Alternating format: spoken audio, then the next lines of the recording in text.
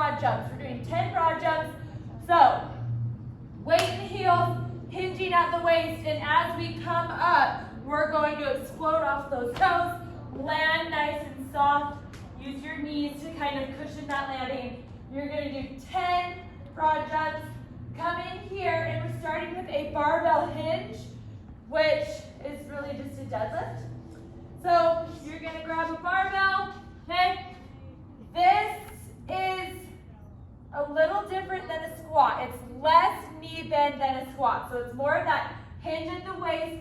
You want to push that butt back so that you feel that stretch through those hamstrings, and then that back is nice and straight. Okay, lock in those lats and those shoulders, and then you're going to lift and squeeze those glutes at the top, okay? And then bring it down nice and slow.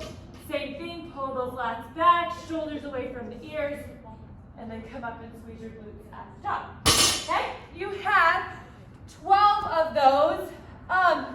I love this move. Add weight, push yourself, especially with deadlifts. Most people can go pretty heavy, okay? So we've got 25 there, but we've also got the hex bar. The hex bar is a really great way to do deadlifts so that if you have back problems, it forces you to distribute the weight on the outside, which is easier on your back. So play around with that, have fun. I love deadlifts. Then we're going to go into a banded reverse lunge wide row. So we're going to grab this band. We're going to lunge back on one foot, row kind of wide, so our elbows are going out to a T. Then you're going to come up and then step up on that leg. Okay, lunge back again with the opposite. Row, squeezing those shoulder blades together on that row. Okay, but also not shrugging your shoulders. So when you row, you don't want to shrug up. You want to keep those shoulders down away from your ears so that you can get into those lats and those muscles down the middle of your back. After that, we've got a reverse fly with the battle ropes. So we're standing facing away from the rack. You're going to grab these battle ropes, get a little bit of slack on them. Okay, you're going to bend over a little bit at the waist and fly out for 15. Okay? Here, it is very important to keep your core engaged. That is what's going to keep you from swaying that lower back. Okay? Thinking of bringing that belly button in, sucking in that core will help to bring your pelvis to neutral spine so that you can do the fly and keep that back nice and straight. So, breathe through that. Think about keeping that belly button sucked in, that core engaged as you're doing those reverse flies. Then we're going to go out to the field. Oh, someone took my dumbbells. Okay. Okay, so we're going to go out on the field. You're going to lay supine on the ground. Here, again, you want to make sure, think of that belly button. Suck it in, okay? Tilt that pelvis just a little bit so that lower back is nice and flat against the ground. You're going to have 2 dumbbells.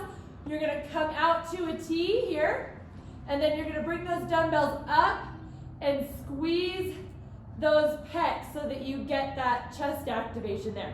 So you're going to go out to a T and then twist those dumbbells so you get even more squeeze at the top. It's almost like in Pilates, it's like squeezing the pencil under the butt cheek.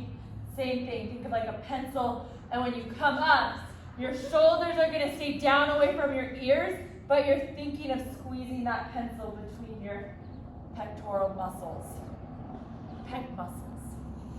Okay, everybody's got it. Okay, then you're going to go into an iso squat with a kettlebell curl. So these next 3 moves are going to burn out your legs big time. We kind of started, we did chest and back, and now we're going to work our legs. So we're going to start in that iso squat position. So feet are nice and a little wider than shoulder width apart, okay? Core, again, is drawn in nice and tight so we're not swaying our back. And you're going to stay here as you curl that kettlebell up, okay? Weight, when you're doing this, make sure that you can move those toes so that your weight is in your heels and rock to the outside of your feet. It will save your shins and it will force that activation to go through that posterior chain. So you're here, okay, and then you're just going to curl while keeping that chest up nice and high. You have 12 to 15 of those, then you're gonna grab a plate. We're gonna do more of that squatting position. We've got 20 reverse squat walks with the plate. So you're gonna go, you can go 10 out and 10 back, or if you want, you can go just 20 consecutively and then walk back, whatever you guys wanna do, but we're going reverse both ways. So that plate is gonna be between our feet. We're gonna bring it to the ground, and then we're going to squat walk back, okay? Not coming up all the way. We're trying to stay in that squat as much as possible. So just bring that plate up a little bit and then squat walk back. So 20 of them, break it up however you want. Then you're gonna go straight from that into 20 jump squats.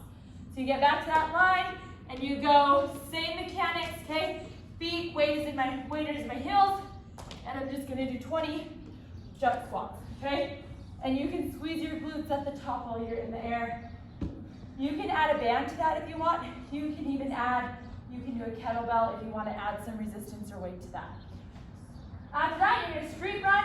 We're gonna do a short street run, so we're just gonna go out on the sidewalk, down, and back in on the sidewalk. And we're just gonna do that. So, here we go. We'll break it up.